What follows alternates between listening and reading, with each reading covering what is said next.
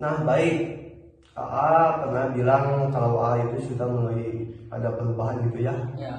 Nah, tetap masih ada sedikit kepikiran kalau mengingat hal itu ya. Nah, kemungkinan untuk sekarang apakah AA apa perubahan dalam diri kamu? Pasti ada ya, soalnya gimana ya, teman-teman saya juga mengerti gitu ya, terutama teman saya yang itu yang diceritain pas kemarin yang menawarkan sebuah pinjaman online itu, dan kebetulan dia pun mengerti gitu Jadi AA sudah mulai ada perubahan ya. Dalam perubahan itu mulai membatasi berteman dengan orang yang menawarkan aplikasi pinjaman online ya. ya. Baik, jadi untuk sesi seminggu sebelum ini sudah ada perubahannya. Ya. Nah, dari skala kedua kemarin ada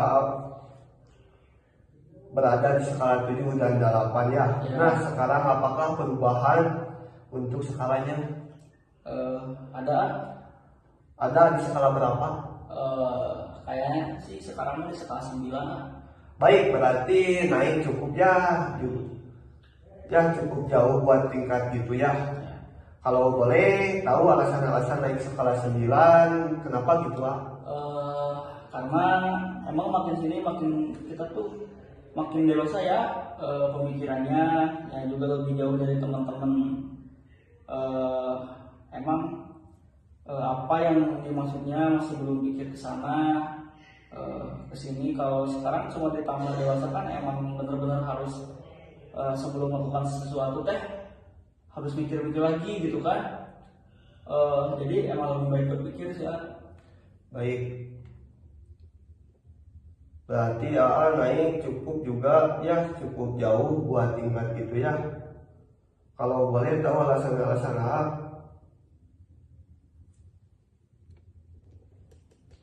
Jadi sebelum melakukan apa-apa gitu ya, kita tuh harus memikirkan dulu apa yang terjadi ke depannya gitu ya. Jadi baik untuk sesi 1 kemarin kita sudah istirahat menuliskan skema primitif ya.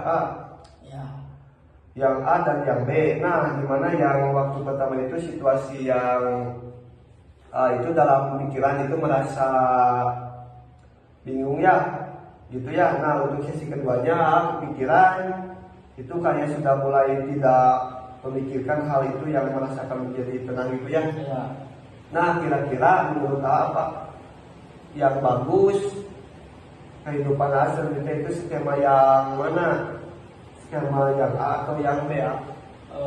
Yang B Baik, berarti lebih memiliki skema yang B ya, untuk merubah diri ke lebih positif ya. Baik, nah di sini ada 2 kursi, yang dimana kursi ini kira-kira jadi di sini 2 kursi. Nah, di sini kursi itu kanan dan di sini kiri. Nah, AA duduk maksudnya di sebelah kursi kiri ya. Namanya skema A dan kognitif A.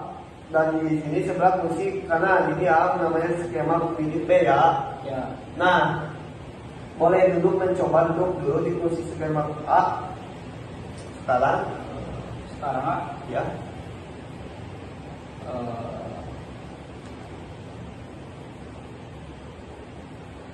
Ya boleh. Sekarang coba duduk senyaman mungkin ya. Relax. Mungkin kemudian bisa mengucapkan kembali kalimat yang itu lagi ya, berulang kali sambil memejamkan matanya. Jangan gitu lagi, jangan gitu lagi, jangan gitu lagi, jangan gitu lagi, jangan gitu lagi, jangan gitu lagi. Boleh.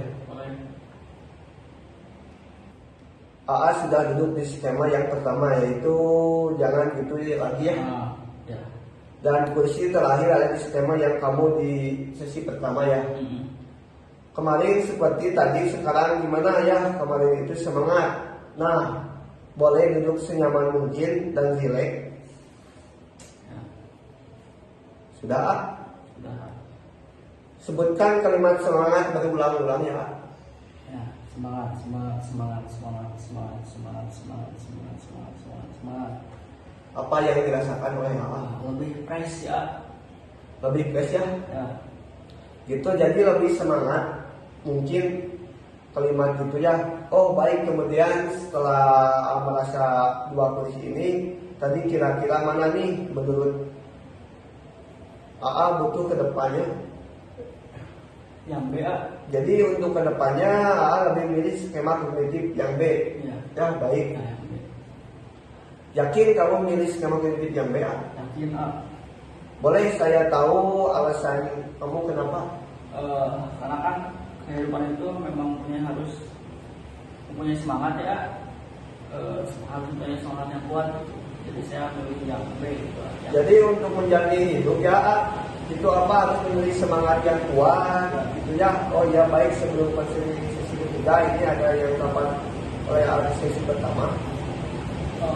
Memang masih agak takut gitu ya untuk bercerita, cuma saya beranikan diri karena memang saya bertempat cerita dan yang saya dapatkan hati saya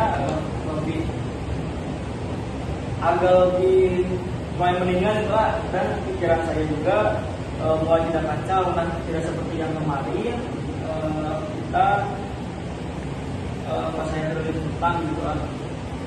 Jadi sebelum melakukan sesi pertama tadi sudah mulai ya merasa baik mungkin ya, karena sebelumnya melakukan sesi pertama itu masih merasa ada sedikit stres mungkin ya, dan juga tidak bisa melakukan hal yang harus dilakukan oleh ayah. Sering merasa pikiran gitu ya, karena ada yang harus dipertanggungjawabkan ya, yaitu harus membayar utang-utang, tetapi AA di sisi lain belum mempunyai pekerjaan gitu ya. Nah kalau di sisi kedua A, apa yang harus didapatkan oleh AA di sisi kedua? Kan saya dikasih arahan nih Ya. bukan arahan di sini lebih ke tugas sih, tapi bukan saya lebih arah ke apa yang pengarahan gitu ya, supaya saya mempunyai perubahan positif. Di minggu selanjutnya saya mencoba berusaha untuk lebih baik lagi, karena emang saya udah menjawab biasa gitu ya, jadi saya insya Allah jadi lebih baik lagi. Jadi ya dapat disimpulkan ya, yang dimana sisi pertama itu AA masih merasakan ya takut itu stres atau juga masih sering pikirannya mengingat soal hal itu gitu ya. Nah terus dalam sesi kedua AA itu sudah mempunyai atau sudah diberi pengarahan gitu ya untuk perubahan jadi AA gitu ya, jadi lebih ke hal yang positif ya, dan tidak mengikuti ajakan teman yang kurang baik gitu ya. Nah baik, dalam selanjutnya sisi keempat dan seterusnya, apakah AA akan melanjutkan atau merasa cukup baik itu? Mungkin udah cukup baik ya, soalnya saya udah ada di kelas 10, di mana setelah itu kalau kata AA udah merasa baik-baik saja, dan sekarang karena berkat AA juga saya bisa mendengarkan semua cerita saya, atau saya sudah merasa baik-baik saja gitu lah. Oh jadi mungkin sudah cukup itu ya. Dan juga sudah merasakan baik-baik saja, tidak ada pikiran itu hal itu ya. Dan tentu juga sudah berusaha mempertanggungjawabkan apa yang telah lakukan dengan membayar hutang ya. Itu kan. Terus boleh pas kesan dan kesan itu selama 3 sesi ini ya. Untuk kesannya saya merasa bahagia gitu lah, merasa dipedulikan sama orang asing itu ya. Ternyata ya gitu, karena orang terdekat pun belum peduli dengan apa yang kita ceritakan ya. Jadi ya dengan berkat sesi konseling ini ya juga bisa ya menceritakan apa yang sedang rasakan ya. Jadi ya juga sudah merasa flow ya. Kali pertama sudah diceritakan yang sedang rasakan itu ya. Nah untuk saya dan pesannya, terima kasih karena sudah memberikan diri atau bisa mempercayai saya untuk menceritakan yang sedang dialami oleh ayah. Ah, baik, terima kasih. Ya, nah.